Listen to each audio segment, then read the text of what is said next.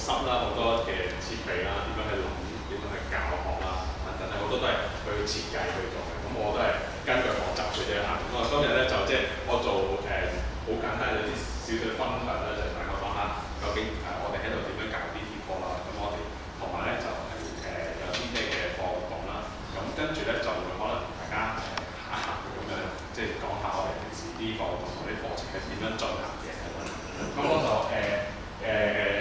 好快咁樣啦，因為咧我哋時間所限係啦。咁咧我哋就DT科咧就中一至中三嘅啫。咁咧我哋咧就每一個科咧都大概3個或者4個 project 咁樣啦。咁第一個 project 咧其實就係叫做即係我哋呢個 slide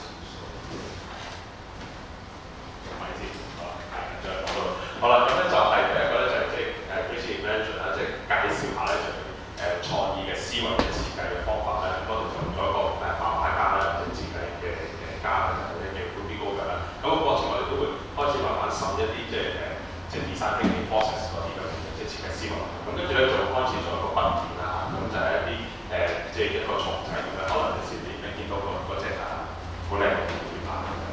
咁呢啲咧都係啲同學仔做嘅。咁當中亦都俾啲空間佢哋去設計一啲嘅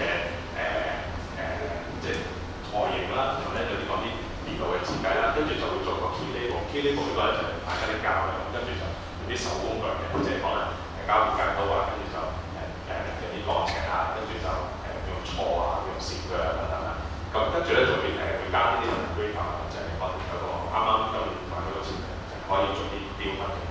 咁啊最後咧就有啲嘅頭先都講錯咁，就係咧即係有啲咧即係教佢哋簡單就係點樣去控制一架嗰個program。咁因為 on-board 咧就係一啲即係譬如我哋咧即係做個燈牌。咁咧個燈牌咧就有啲basic function啦，咁啊可能會教佢畫圖啦，都啲好即係個安全。咁跟住咧就會第二個 project 就係做一啲機械，即係機械嘅一啲重配。咁呢啲咧啲關於教片啊，咁一啲 model 啊等等啦。咁同埋第三咧，跟住我哋嗰邊咧就做咗一個木工嘅，就係做一個嘅文具架。咁啊做一啲當中都會用一啲嘅鋸啦，咁啊同埋咧就係啲撞燈或者一啲防撞咁樣啦。咁最後咧就係做一個嘅即係焊接嘅嗰個紮作啦。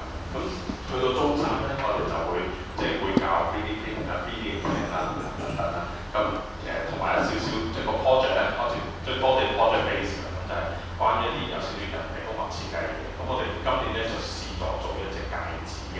咁啊戒指咧就每個人嘅手嘅粗度唔同啦，咁就學一啲嘅手指嘅粗度，跟住就去再畫圖，咁你再編出嚟咁。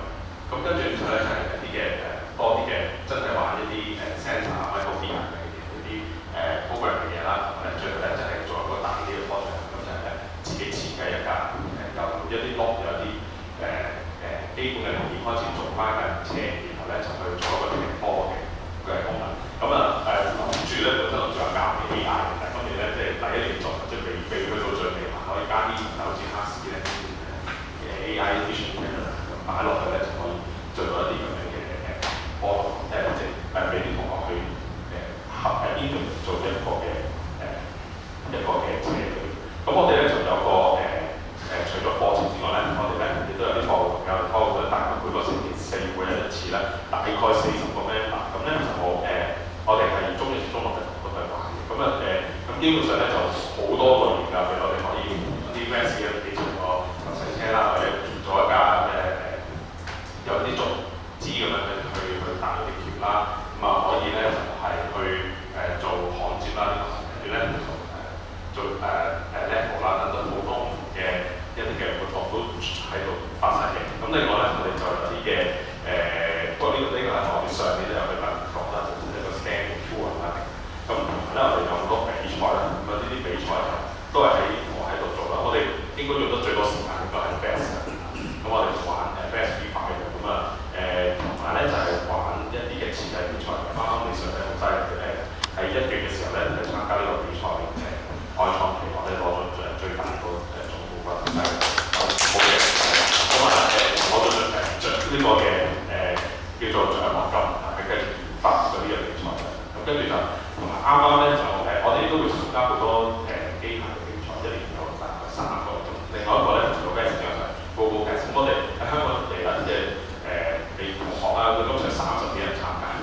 加完之後咧，有當中有啲同學咧就同理想大隊啱啱就喺美國翻嚟，佢翻咗嚟幾日嘅啫，仲有少少或者啲 jet lag 咁啊，佢就係即係喺美國嗰邊都攞咗第2名，咁啊亦都攞咗一個最受歡迎獎，咁啊喺世界賽，咁啲同學都喺個過程入面都學到好多嘢，即係比賽佢除咗有興趣啦，都可以去玩呢個嘅機械嘅相關嘅嘢之外咧，佢都好多嘅點樣去做嗰個 project 去做 presentation 啊，點樣去將佢嘅 idea 講嘅嘢啦，咁呢啲都係佢當中要學習咁樣，咁同埋去表現啊。咁另外我哋咧就亦都會喺度成日都會另外一個比較大啲就係一邊咧，我哋咧會有一個嘅 make up fair 咁啊主要其實好多學會好多科一齊，不過咧就呢啲科就主動啲啦。咁咧就我哋係其實咧係今年開始夾埋嗰個即係 info fair 即係視覺嗰啲。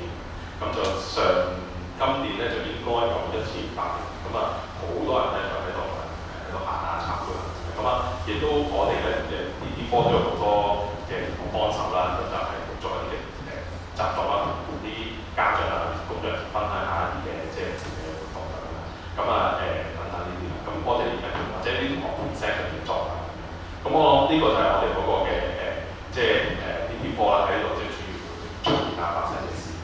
咁我諗咧就時間即係好多，我哋不如就一齊行一行，即係睇一睇呢個地方。咁我哋就可以麻煩大家開個記錄先。呢度咧就本身咧係台凳咧就唔係咁樣，啲台凳咧就係即係1、2、3、4、5、6、7、8咁樣，跟住就其實喺度上堂。咁啊，好似老師就企喺呢度啦，咁喺度分享。咁啊，學生咧就可以喺度即係聽啦，咁樣有陣時將啲手提電腦咧就會擺喺呢度，跟住咧就可能網頁啦。咁我哋啲電腦咧都係收集嘅，我哋冇一啲即係 desktop 咁樣，所以啲電線你見到喺地下度坐上嚟啊，或者喺或者你嗰個望到旁邊啲雲遮撳嗰啲咧，其實有啲拖板拉即係叉電咁樣。咁啊，跟住可以行過嚟呢邊啦。咁啊我哋可能咁樣兜嗰邊啦。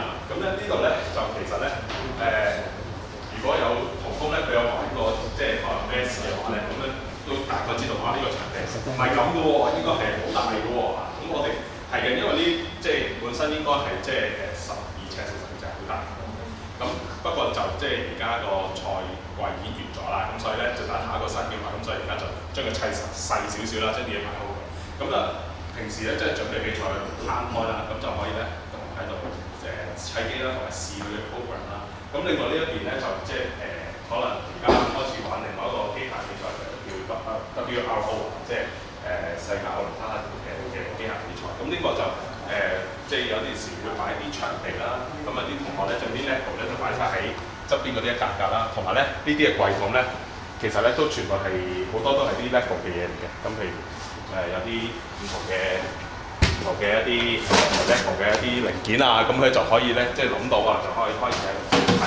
咁啊咁點解有啲咁樣嘅紙咧？就係有陣時咧，因為咧經過咗幾年之後咧，佢哋咧就會將啲嘢咧全部倒埋晒一齊。咁咧就到砌嘅時候就好痛苦啦。成日都話阿 Sir 冇零件冇乜，其實唔係冇，係揾唔到嚇。咁所以我就將佢分翻幾個大啲嘅類別先咁樣啦。咁啊跟住就另外咧就可以睇睇呢個即係呢啲嘅台咧，其實全部咧都係可以褪出嚟啦。我哋係方便啲同學咧，有陣時佢中意咧喺度即係擺部電腦喺度，咁啊可以去做嘢啊。咁佢哋都會中意喺度做。咁我哋呢度有時可能你喺出邊啱啱喺出邊行過嘅時候咧，你見到喺度有啲燈喎。其實呢度呢個櫃咧都係即係可以打開啦，同埋擺啲獎杯喺度嘅。咁嗰個唔係鏡嚟嘅，其實係一啲即係鋼鏡嚟嘅，即係鋼嚟嘅。咁啊嗰個反光嚟嘅，咁就可以睇到啲咁嘅作品。咁睇到啲反光得靚啲啦。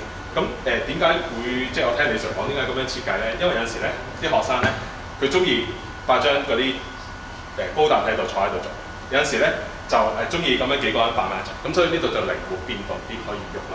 咁呢個位咧其實主要都係俾啲學生擺佢哋啲作品，或者有時今年可能有啲獎杯攞咗嘅，咁啊即係俾佢哋即係分享啦，同出邊嘅人啦。因為咧啲同學咧朝頭早有陣時去集隊啊，有時都會喺度咁樣或者排隊上翻課室度咧行過咁睇，咁可以繼續喺呢邊啦。咁咧呢度亦都有啲嘅裝飾牆啦，係啦，咁都係咁樣可以俾啲同學去睇下啦，即係佢哋嘅作品咧。咁呢個咧就係、其實就係頭先講嘅一啲即係就係就係中二嘅同學，咁佢哋製作嘅設計嘅。咁你見到有啲咧佢都有唔同嘅即係嘅形狀啦，有啲唔同嘅 engrave 嘅圖啦，咁都係佢哋自己去畫圖入去再做啦咁樣。我哋有兩個比賽嘅，即係做完出嚟之後咧會拔河，即係兩部機咁樣鬥拉，睇邊個拉到喐。另外就係鬥快。咁所以咧佢哋嘅設計咧就要諗下，我又要又要好力，又要咧行得快。咁所以有時你見到下邊咧有啲沙子啊，佢自己諗辦法啦，即係可以令到嗰件事咧係可以透過比賽令到佢哋更加落力去到製作佢哋嘅作品咁樣。咁就跟住咧就係、可以講我哋呢咁就咧